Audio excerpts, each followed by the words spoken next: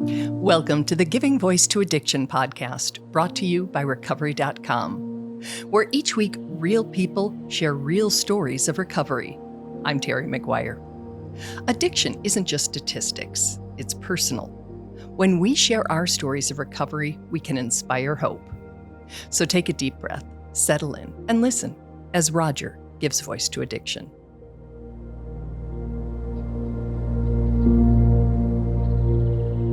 Thank you for being here, Roger. It's my pleasure. Appreciate you being willing to share some of your story. So as we start, because we want to acknowledge that some of the people looking for an addiction podcast are maybe really struggling and might not have a half an hour's worth of attention to listen to your whole story, what are you hoping they walk away with if they do listen? It's possible. It's possible to find hope. And it's possible that that hope can overpower everything that tries to stop us. And we can move towards the life that we're trying to have. Many times we've lost hope. We just forgot to tell the world we've given up. We're sitting there suffering without a way out and without an even inclination of where to go. And it's possible. It's possible for everyone to get out of the horrible situation you're in, at least to a degree. You know, you can't shake it all. All these horrible things, you can't shake. It's always going to be with you. Mm-hmm. But it's possible that you can move on somehow. Not forget, maybe not even forgive, but move on and do a little bit better. There's always a chance. There's always a path. You used the verb overpower, and I think that's really interesting because I think of addictions as being overpowering, and that hope can overpower them is really important to hear. I think addiction is different for everyone. And it's hard, you know. It's hard to face your biggest fear. It's hard to carry your worst hurt, your deepest pain. And I think with addiction, often we just want to be numb. We don't want to feel anything. We want to escape. We don't want to deal with our problems. We don't want to have to put up our hands against anything. We just sit there and take it with our hands behind our backs. And we're comfortable with that. And we think we deserve that. And we think that we've already lost and the world's going to win. And what I've found for me, that's a lie. It's a lie. My addiction, my poor mental health, my time messing around with suicide, it's a lie. I'm worth something. And for a long time, I didn't think I was. And so the hope is always there, and we can be stronger than our pain and fear, at least a little. Stand taller than the pain is what I say. And even if it's a millimeter taller, it gives you just a little bit of a position of strength. And sometimes that's all we need. It's just a break and a spark that it's possible. Thank you for that. I look forward to getting into your story because knowing some of it makes it even more amazing to me that you can get from there to where you are now, speaking nearly poetically about hope and life. In terms of recovery, what do you consider yourself to be recovering from? All of it. Lifetime of trauma. My mental health. My drug addiction. You know, I had a really solid 13-year drug addiction, starting when I was 12. You know, my mother got locked up when I was 4 for her poor mental health, and then was homeless the rest of her life.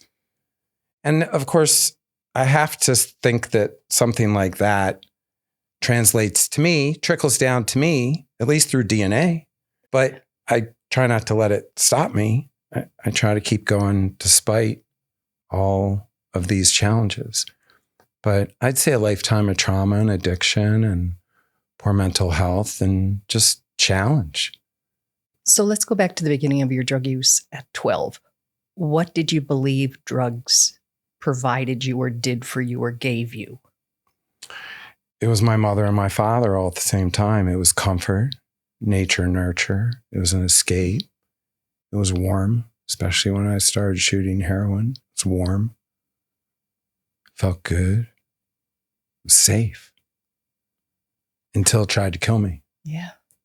Smoked my first joint when I was 12. A week later, I'm buying a 1/4 ounce of weed. Then the next week, I buy some speed. And within a month, I'm doing acid. And within a year, I'm doing cocaine.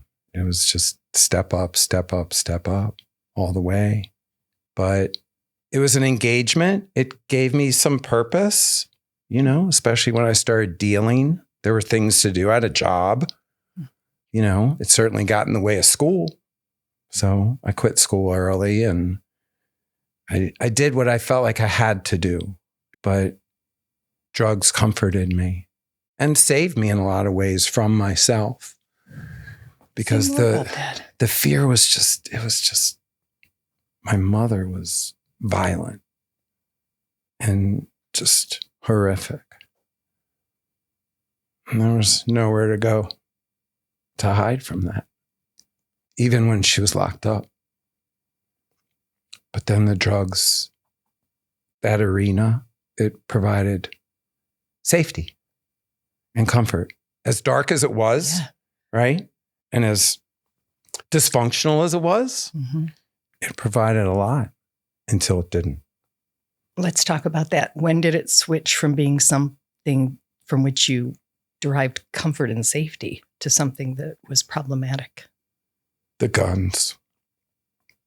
At the bottom of your skull, there's an indent.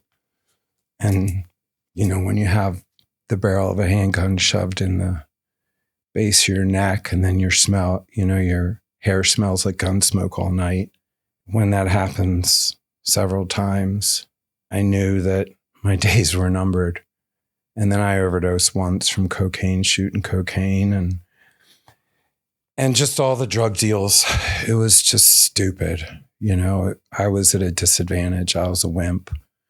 I couldn't handle the place where I found myself, the place I put myself, right? So the overdose, the guns, the drug deals, the ripoffs, getting fronted a bunch of drugs and having to pay them back. And I don't have the money and I don't have the drugs. They're going to take it out on me. There's nowhere else to go with that. And that's scary, especially, I'm a kid. I'm living at home with my dad and 3 sisters. I don't want to bring that on them. And it came home a couple times. I'm just like, now I'm putting other people at risk. So that led you to decide to stop using drugs? What led me to stop using drugs was I had a dream. And the dream was my funeral. Oof. I had a dream and the dream was my funeral. And then I looked around the funeral scene and I saw my dad and my middle sister, who I'm very close with. And they were just wrecked. Ugh. And so then I had a day vision. I said, okay, I remember this dream. It burned a hole in my heart. And what am I going to do about it? Well, the next step is, I just kind of figured out that this is going to kill them. And I didn't want to quit. I loved being high, right? It was as scary as it was. I loved actually being high, but I did it because I didn't want to hurt anybody else. And then it took 5 years. It was a de-escalation. At first I had to get off the needle and then I had to quit, the heroin and meth. And then it was just a step down, but it took 5 years. And then I finally kicked it. What was that last step like? I started racing bicycles and I was trying to do better, but couldn't really reach my potential if I'm doing a lot of drugs. And I was just sick and tired of being sick and tired. Sick of the game, sick of the rat race, sick of everything. And I wanted to be done. And that very last step was pretty easy, but then I replaced it, with something else, another addiction. But non-drug addiction. Non-drug racing bicycles. Yeah. I turned pro on the mountain bike circuit. Yeah. But that brought its challenges too. A lifetime of head injuries mostly. A lot of concussions. But better than shooting coke. So how long have you been in recovery? 36 years, 1 month, and 4 days. And you still count the days? April 4th. I have to. I have to count the days. The days give me strength. If I let myself go, I'd be dead tonight. Because if I'm going to give up that time, I'm going all the way. At about 10-year mark, it started to give me strength. And it wasn't so much the draw to use again, but the draw, the attraction to not give up my clean time. So after years of clean time, you went through a second divorce and started drinking. Yeah. Was there a thought like, it's just alcohol, it's not the heavy stuff? Or I didn't know. I never had a problem with alcohol when I was younger. Okay. I was so distraught. It was actually my first divorce. And I couldn't deal. My kids were 3 and 5 years old, and it was the biggest fear of my life that our family would be split up, because that's what happened to me. I know how hard that was. I knew I couldn't go back to drugs because I knew it would kill me, and I didn't want to leave my kids without a father. But I didn't think that alcohol was going to be the problem. But I drank heavily for 5 years, drank a tequila, a fifth of tequila every night. And then I've finally switched to red wine for the last 2 years. And I drink at least 2 or 3 bottles of wine a day. Did that escalate quickly from I'm just going to drink and then to that?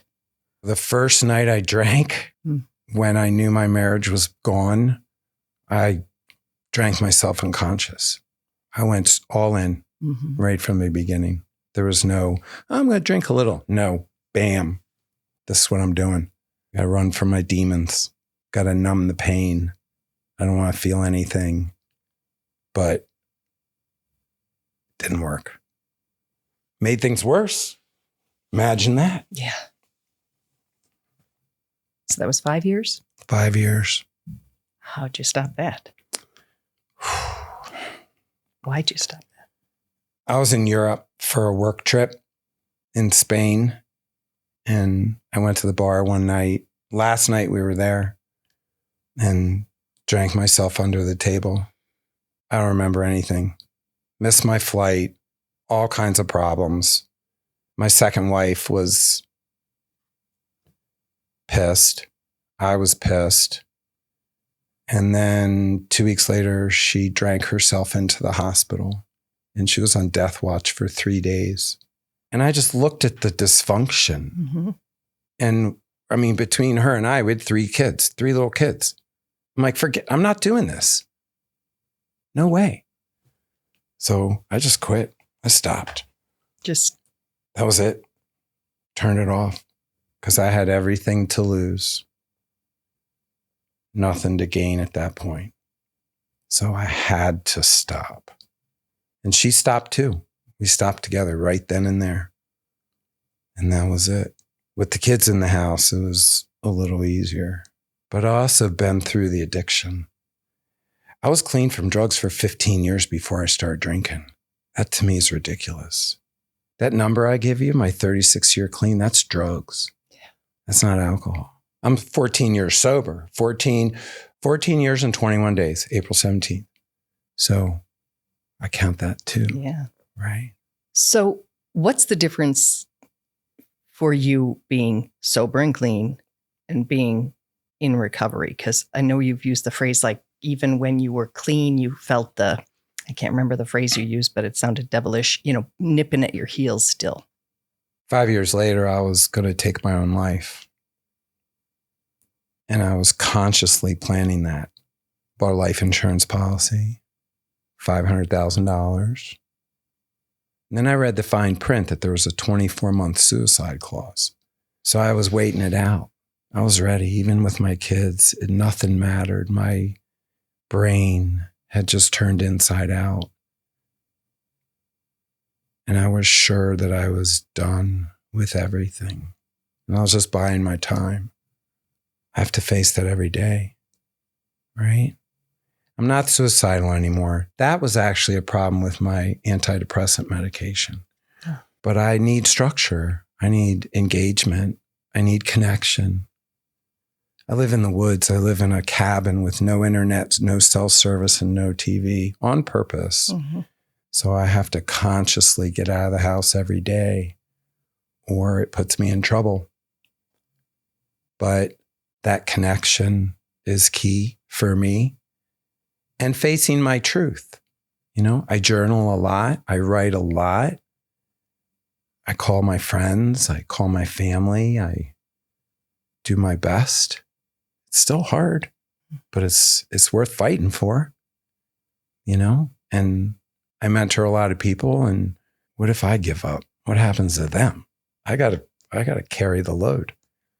But I do it for me, you know? In that vein, let's shift for a second and talk about the families you help, because often these discussions are sort of about the people in addiction, and there's all of the people it affects who want more than anything to keep the person they care about safe.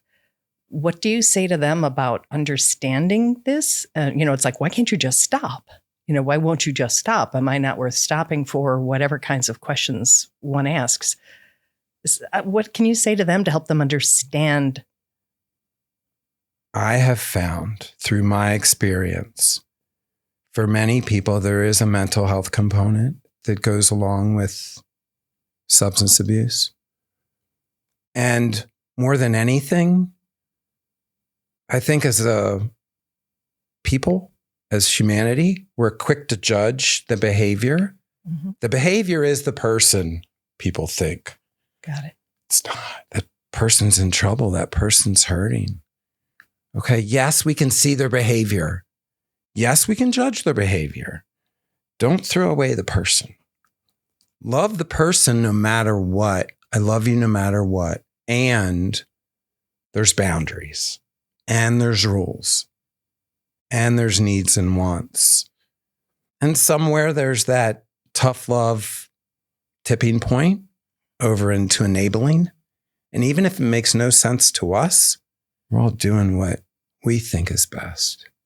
And we have to honor that because that's how we learn. We're not a lab rat and can't be pushed in one direction or another.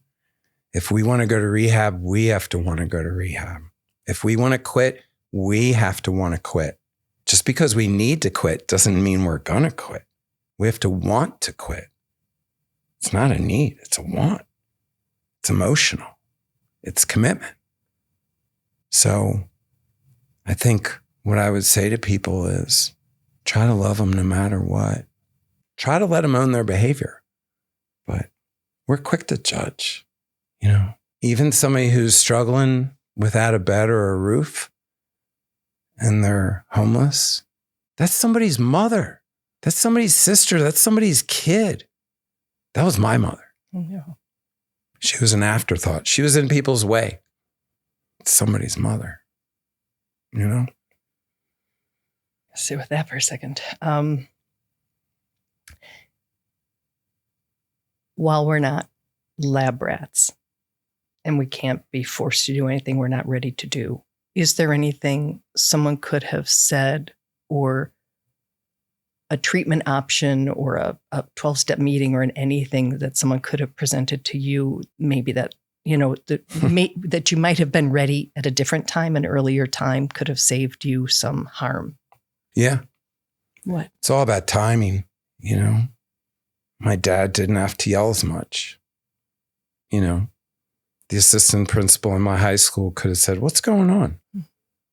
I don't even know if we had a counselor at school. I have no idea. Never met him. In the end, one of the first steps for me was I just broke down. I'd been trying to kick the needle. And I sat down with two very close friends of mine who I hadn't seen in a while because they didn't do that stuff. And I just told them, this is my life and this is how I'm going to die. I was crying. And they said, well, we're going to help you. And I didn't know what that meant. And they did. Yeah. And they showed up at my work the next day before I got off, and they wouldn't let me out of their sight. And I'd try to sneak out the back door. I was working at a bicycle shop, and they'd grab me. They'd watch both doors. And, we'd go snort a bunch of coke, but no needles. And that was the first step, that somebody cared more about me than I did about myself. Even though I was trying. And I'd still run away and sneak it in however I could. And then my sister helped, Beth. And then finally I got a little break from the needle and I moved away. I had to get away from Baltimore. I knew it was going to kill me. So I moved to Colorado and with $400 in my pocket and got a job and worked as a ski bum for 2 years. And it was enough time away from the needle to help me. But there were a lot of things that could have happened, but they didn't. And quite honestly, I have to say, I'm glad it happened exactly how it happened. I'm strong as hell right now. And I got a lot of pain, right? Yeah. There's a lot of fear, but I'm strong as hell. And I'm just going to keep going until I'm forced to stop. And without the understanding of where I came from, I wouldn't be able to face where I'm going. I honor everything. Was treatment a part of your recovery? No, I tried to get in. Overdose on cocaine inside my dealer's house, Kathy. And I called a treatment center the next day. It took me all night to build up the nerve to call them. And I said, I need help. And they said, what's your insurance? I said, I don't have any. And they're like, sorry, we can't help you. I said, can I talk to somebody? Sorry, we can't help you. This is back in the day, right? Yes. There was no harm prevention. There were no clean needles. There was none of that. And that was it. I tried. I didn't even know about meetings. I had no idea about NAAA, no idea. Never heard of it. Nobody said anything. I didn't go to my first meeting until like 6 years ago. They are helpful because it's a community that you don't find elsewise. You need people that can accept you as you are. And a lot of times we don't get that at home. A lot of times we don't get that ever. Yeah. There's plenty of that going on in the room. Every single person is hugging each other. It's awesome. All the things you said you're grateful for, all the things that led you to the strong person I'm interviewing now. Somebody listening, somebody watching, who is where you were before, somewhere along that huge, long spectrum. What message can you give them?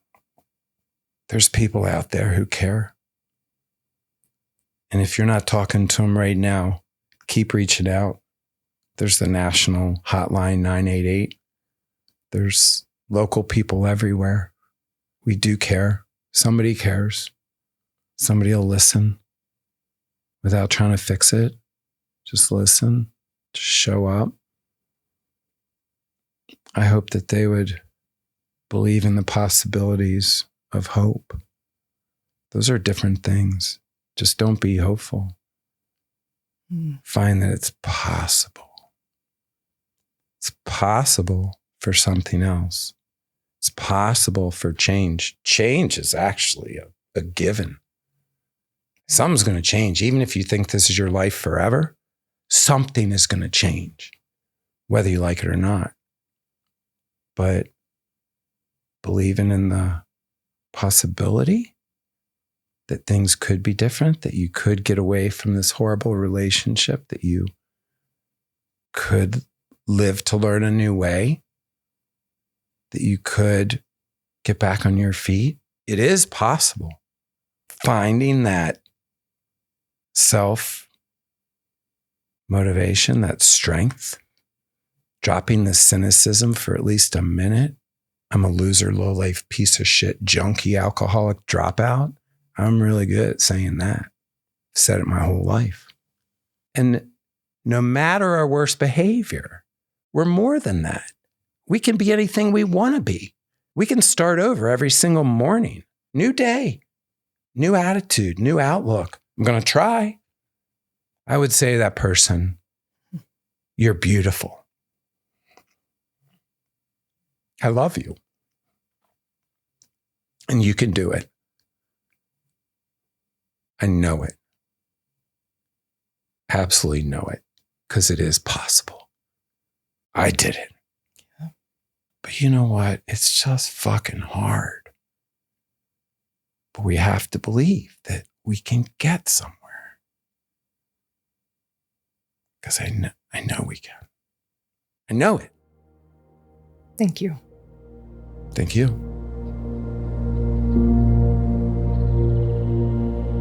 And that brings us to the end of this episode of Giving Voice to Addiction. Thank you so much for being part of this important conversation.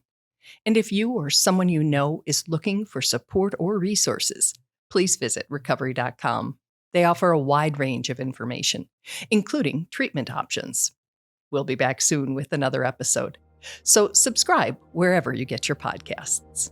Take care of yourselves and each other.